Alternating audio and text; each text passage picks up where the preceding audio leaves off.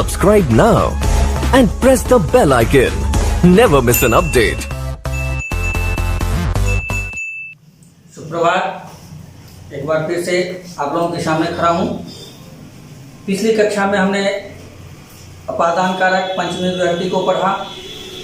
अपेक्षा करता हूँ कि उसमें कोई समस्या नहीं हुई होगी आप लोगों को।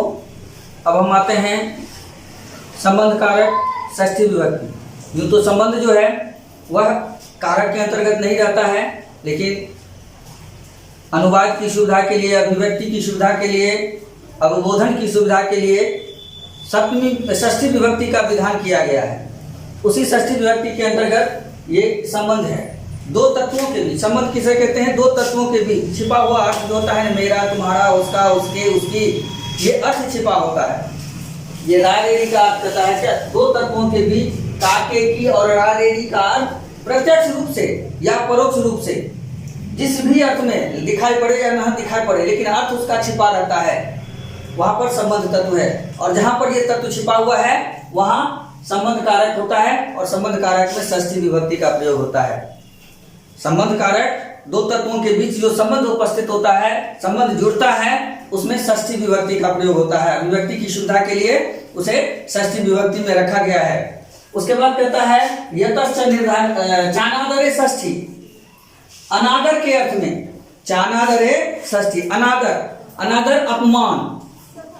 जब हम किसी का अपमान करते हैं, या जान के करें या अनजान में करें, यदि हम किसी का अपमान करते हैं तो जिसका अपमान किया जाता है उसमें षष्ठी विभक्ति का प्रयोग होता है, या फिर उसमें सप्तमी विभक्ति का प्रयोग होता है। बहुत जगह पर देखिएगा कि षष्ठी और सप्तमी में से कोई भी विभक्ति आप रख सकते हैं। सप्तमी, अभी षष्ठी पढ़ रहे हैं, सप्तमी पढ़ेंगे, उसमें देखेंगे कि बहुत जगह पर षष्ठी रखें तब भी सही है और सप्तमी रखें तब भी सही है। यानी यह जो कहता है चानादरे षष्ठी कहता है कि अनादर या अपमान के अर्थ में जिसका अनादर किया जाता है, जिसका अपमान किया जाता है, उसमें षष्ठी या सप्तमी दोनों में से कोई भी विभक्ति आप रख सकते हैं। जो भी आपकी सुविधा हो उसका रख सकते हैं, प्रयोग कर सकते हैं, वह दोनों सही होगा। जैसे एक उदाहरण के लिए हमने बताया कि रोते हुए शिशु की माता चली गई। यहाँ शिशु है, शिशु का अपमान हुआ क्योंकि वह रो रहा था। मां का कर्तव्य होता है कि पहले उसको चुप कराए, उसका जो भी डिमांड है, उसकी जो भी अपेक्षा है उसको पूर्ण करे। वह न करते हुए कहीं चली गई है, तो यहाँ पर शिशु का अपमान हुआ, अनादर हुआ है। तो वहां शिशु में चाहे हम षष्ठी विभक्ति रखें, रोते हुए शिशु की माता चली गई, तो शिशो षष्ठी में शिशो या शिशो। शिशु शब्द के षष्ठी और सप्तमी में जब हम देखेंगे तो षष्ठी में शिशो एक वचन में होता है और सप्तमी में एक वचन में शिशो। तो रुदतः शिशो माता आगच्छत। रोते हुए शिशो माता आगच्छत। शिशु की माता चली गई, शिशु का अपमान हुआ है, अनादर हुआ है, और उसी को सप्तमी विभक्ति में जब हम रखते हैं रुदत की शिशो माता आगच्छत, यानी हमारा दोनों भी अनुवाद सही है। षष्ठी में हम करेंगे तब भी सही है और सप्तमी में करेंगे तब भी सही है। तो ये दो मुख्य है। इसके अतिरिक्त और भी जो भी सूत्र है वह अनावश्यक रूप से पढ़ने की जरूरत नहीं है। आप इसी को देखिए। षष्ठी विभक्ति में संबंध कारक जो है, जहां काके की और रारेरी का अर्थ छिपा हुआ है, वहां षष्ठी विभक्ति का प्रयोग होता है। और षष्ठी विभक्ति अनादर के अर्थ में षष्ठी विभक्ति का प्रयोग करें या सप्तमी विभक्ति का प्रयोग करें, दोनों विभक्ति में से जो भी प्रयोग करें सही होगा। वहां हमारा अनुवाद, जब हम अनुवाद करेंगे तो ऐसा परीक्षक जो होता है वह एक आध क्वेश्चन डाल देता है कि छात्रों ने अध्ययन किया है या नहीं। इसलिए ध्यान रखिएगा, अनादर यदि किया जा रहा है तो उसमें षष्ठी का भी प्रयोग कर सकते हैं या सप्तमी का भी प्रयोग कर सकते हैं।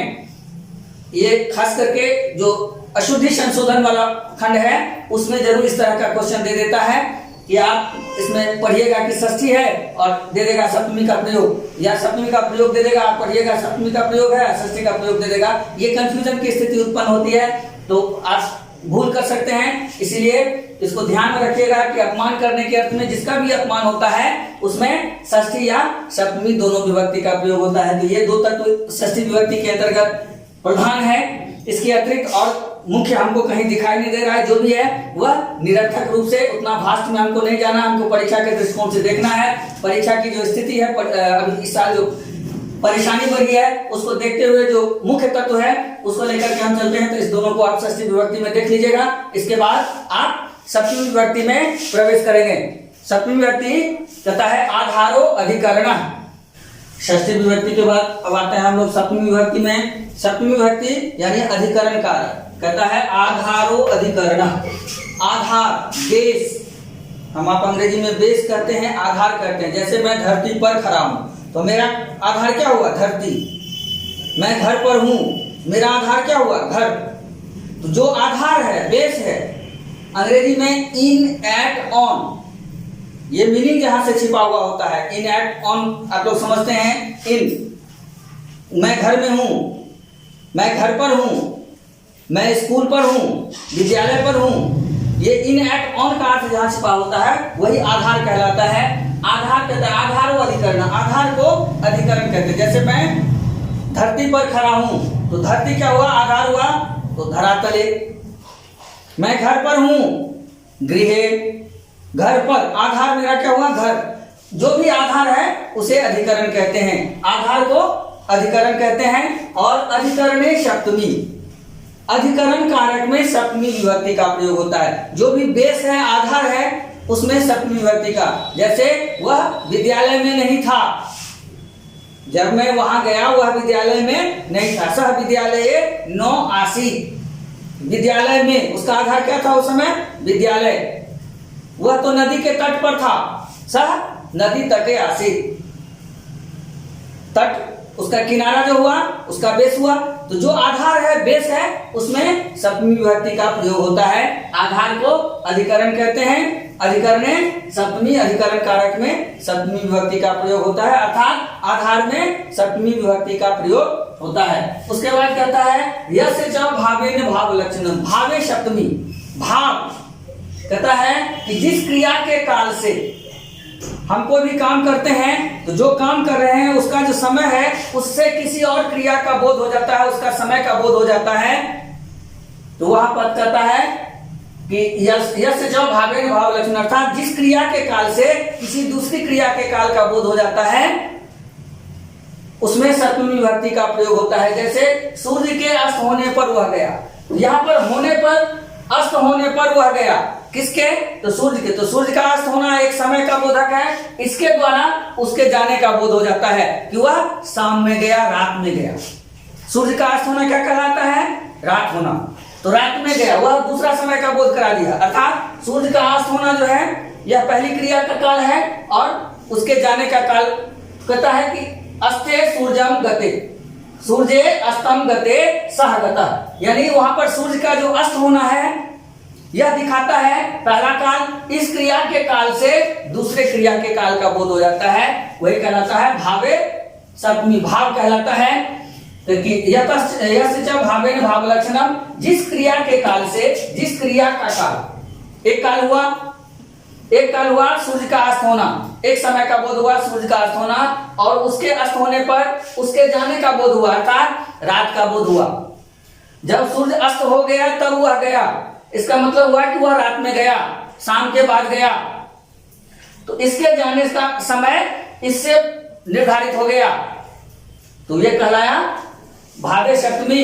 इसमें सप्तमी विभक्ति का प्रयोग होता है, अर्थात यहाँ पर जो पहला काल जिससे बोध हुआ है सूर्य अस्तम गते, ये सप्तमी विभक्ति का प्रयोग हुआ। सूर्य से अस्तम गते होना चाहिए, सूर्य का की का प्रयोग होना चाहिए, लेकिन वह कहता है कि जिससे दूसरे काल का बोध करा देता है तो पहले काल में सप्तमी विभक्ति का प्रयोग हो जाता है। उसके बाद एक सूत्र है यतश्च निर्धारणम,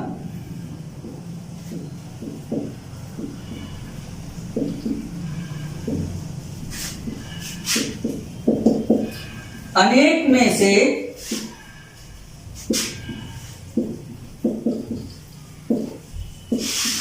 किसी एक को जब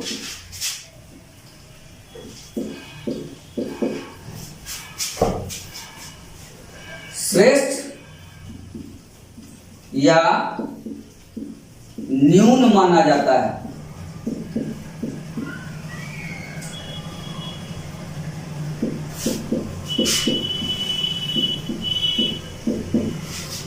तो उसमें षष्ठी या सप्तमी किसी भी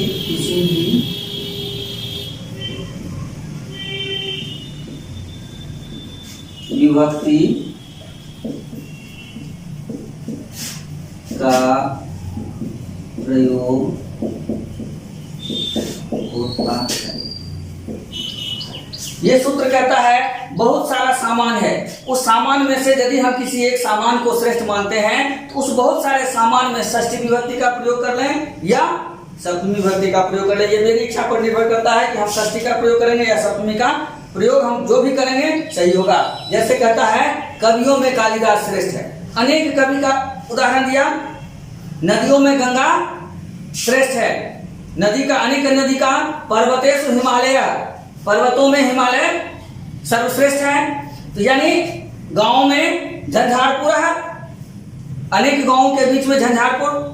तो हम जब गौर करते हैं अनेक के बीच में से जब किसी एक को या तो श्रेष्ठ माना जाता है या किसी एक को न्यून माना जाता है, कम माना जाता है। जैसे व्यंजनेषु साकम न्यूनम आसीत्, असिद्धम आसीत्। व्यंजनेषु सारे व्यंजन सब्जियां तो अच्छी थी, लेकिन उसमें जो साग था वह थोड़ा असिद्ध था। तो अनेक में से उसको न्यून माना। और अनेक में से कविषु कालिदासा, कवि नाम कालिदास है, कवियों में कालिदास श्रेष्ठ है। नदीषु गंगा, नदी नाम गंगा, नदियों में नदीषु सप्तमी का प्रयोग हुआ, नदी नाम षष्ठी का प्रयोग हुआ। और वह हमेशा चूंकि अनेक है बहुवचन का प्रयोग हुआ है, तो निश्चित रूप से वह जो अनेक है उसमें बहुवचन का प्रयोग होगा, षष्ठी बहुवचन का प्रयोग होगा या सप्तमी बहुवचन का प्रयोग होगा। जैसे कविषु कवि नाम, षष्ठी बहुवचन में कवि नाम और सप्तमी बहुवचन में कविषु। पर्वतेषु पर्वतानाम, पर्वत हिमालय, अनेक पर्वतों में पर्वतेषु सप्तमी बहुवचन, पर्वतानाम षष्ठी बहुवचन। तो इस तरह से कहता है कि जब हम अनेक में से किसी एक को श्रेष्ठ मानते हैं, श्रेष्ठ बताते हैं, तो वहां पर सप्तमी या षष्ठी जो भी विभक्ति हम प्रयोग करें उचित है, वह प्रयोग होता है उस अनेक में, अनेक तत्व में। चाहे कविषु अनेक कवि हुआ, नदीषु अनेक नदी हुई, पर्वतेषु अनेक पहाड़ हुए, पर्वत हुए, विद्वत्सु विद्वानों में अनेक विद्वान हुए, छात्रेषु अनेक छात्रों के बीच में हेमचंद्र श्रेष्ठ अस्ति, अनेक छात्रों के बीच में हेमचंद्र श्रेष्ठ है। इस तरह से हम देखेंगे अनेक के बीच में से जब हम किसी एक को श्रेष्ठ या न्यून मानते हैं, कमी मानते हैं, तो वहां पर षष्ठी या सप्तमी विभक्ति का प्रयोग होता है। यही मुख्यतः सप्तमी विभक्ति का प्रयोग है। षष्ठी विभक्ति में थोड़ा सा है, सप्तमी विभक्ति में थोड़ा सा है। इस तरह से देख लीजिएगा, यदि कहीं समस्या हुई हो तो आप जिज्ञासा जरूर कर लीजिएगा।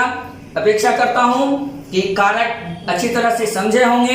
यदि कारक में कहीं कोई भी समस्या हो तो आप बेझिझक हमसे जिज्ञासा कर सकते हैं। धन्यवाद, आपका दिन मंगलमय हो।